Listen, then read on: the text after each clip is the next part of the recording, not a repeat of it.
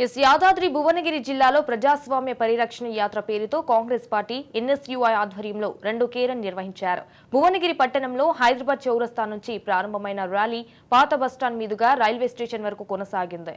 అయితే ఈ క్రమంలో కాంగ్రెస్ భువనగిరి ఎంపీ అభ్యర్థి కిరణ్ కుమార్ రెడ్డి, కాంగ్రెస్ పార్టీ భువనగిరి పార్లమెంట్ కోమటిరెడ్డి రాజగోపాల్ రెడ్డి, స్థానిక ఎమ్మెల్యే కుంభం అనిల్ కుమార్ రెడ్డి, కార్యకర్తలు, విద్యార్థి విభాగం నాయకులు పాల్గొన్నారు.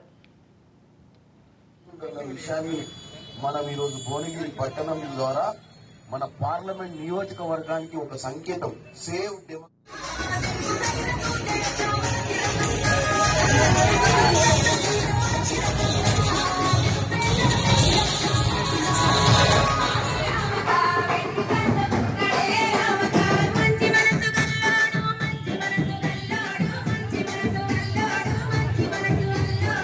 ఆలోచనతో ముందుకు పోతుండన్న విషయాన్ని మనం ఈరోజు భువనగిరి పట్టణం ద్వారా